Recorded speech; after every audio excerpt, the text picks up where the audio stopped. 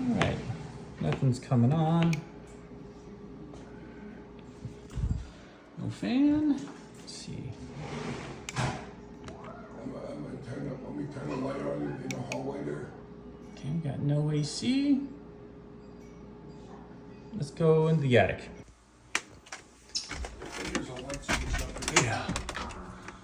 Alrighty. You know there's light switches up here somewhere. Oh, here we go. Oh, wow, look at all this stuff.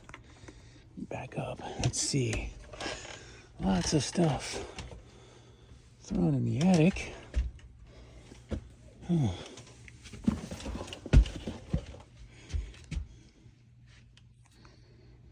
There we gotta go. Okay, I got past all the Christmas stuff. So we opened up this ream system and there's power, but I noticed that we have a blown fuse. You can hold up to light, but you can see it, hold on. Blown, okay? So before you get a pack of fuses out, you wanna get your fuse popper. And I'm gonna plug this in right where the fuses go, so let me do that. So a lot of times when you have these short voltage problems, low voltage problems, and in cooling, we gotta check this, we gotta ohm out this contactor out here. We're gonna put our leads, turn it to ohms, and we wanna be in our range. So, you know, we're getting like 0.8 ohms on the leads. This is bad, okay? So let's get this swapped out and we're gonna try it out.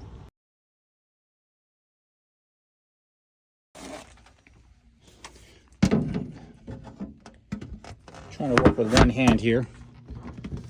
All right, dude. Done. Fire this thing up and we're good to go.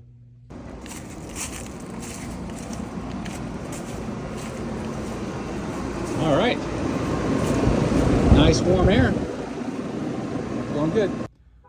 All right, so this is our problem.